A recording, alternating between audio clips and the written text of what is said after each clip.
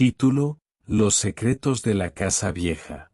En una pequeña ciudad olvidada por el tiempo, había una casa antigua conocida por su extraña historia. Durante generaciones, la casa había sido propiedad de la familia Morales, quienes la alquilaban a diferentes inquilinos. Sin embargo, la casa tenía una reputación: ninguno de sus residentes se quedaba por mucho tiempo. Los Morales vivían en una gran ciudad, demasiado ocupados para regresar a la casa que había sido de sus antepasados, pero seguían alquilándola. Un otoño, una joven pareja, Clara y Joaquín, decidió mudarse allí, buscando un cambio de vida. Estaban emocionados por la tranquilidad del lugar y el precio bajo del alquiler, que parecía casi un regalo. Al llegar, la casa parecía perfecta. Era grande, con muebles antiguos y robustos, y un jardín trasero cubierto de hojas secas. Sin embargo, desde la primera noche, Clara comenzó a tener sueños inquietantes.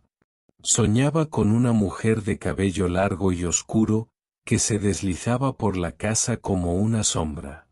En el sueño, la mujer murmuraba cosas que Clara no podía entender, pero una palabra siempre era clara: ayúdame. A la mañana siguiente, Clara le contó a Joaquín, pero él, siempre pragmático, le restó importancia, achacando los sueños a la ansiedad de la mudanza. Sin embargo, los sueños persistieron. Cada noche, la mujer aparecía más cerca de Clara, observándola desde la esquina de su habitación. Una tarde, mientras Clara organizaba el ático, encontró una caja llena de viejas fotografías y cartas.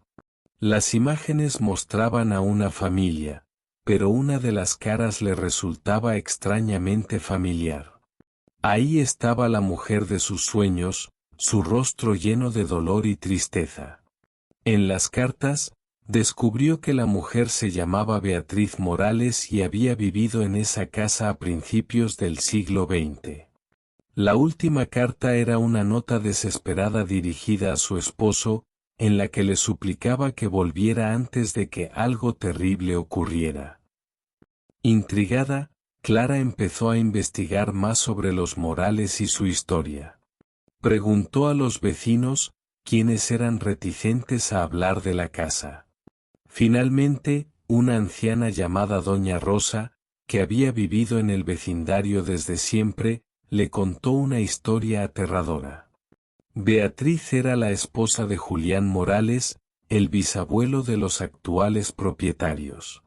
Era una mujer tranquila, pero estaba sola, ya que su esposo trabajaba lejos y volvía solo unas pocas veces al año.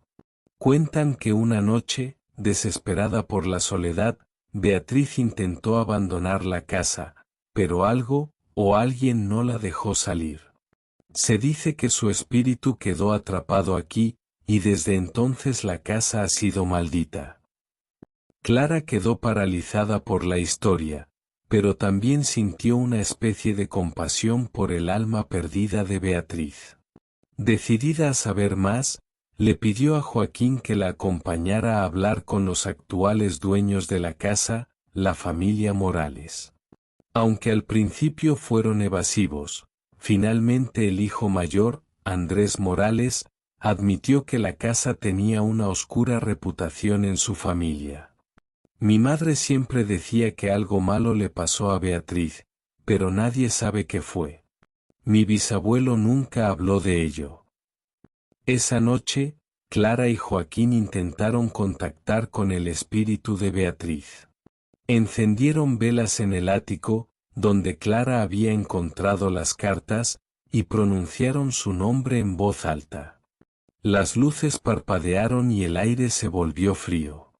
De repente, la figura de Beatriz apareció frente a ellos, no como un ser etéreo, sino como una sombra palpable. Su rostro mostraba una profunda tristeza.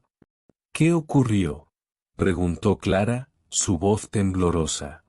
Beatriz no habló, Pero una serie de imágenes comenzó a inundar la mente de Clara. La joven mujer, sola en la casa, sintiendo que algo invisible la observaba, la desesperación al escribir la última carta a su esposo. Luego, una noche, la casa se volvió en su contra. Las paredes susurraban, las sombras se movían, y, finalmente, algo la arrastró al sótano, donde nunca más volvió a ser vista. Está atrapada aquí, susurró Clara, sintiendo una profunda tristeza por el espíritu. Joaquín, siempre escéptico, no podía negar lo que estaba viendo. Decidieron buscar en el sótano, donde, según las visiones, Beatriz había sido llevada. Allí, encontraron un pequeño cuarto oculto detrás de un panel de madera. Dentro, un viejo vestido blanco, cubierto de polvo, yacía en el suelo. Era el mismo que Beatriz llevaba en los sueños de Clara.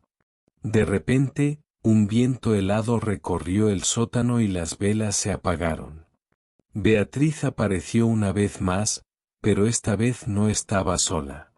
Una oscura figura se alzaba detrás de ella, una sombra sin rostro, que parecía controlar su espíritu.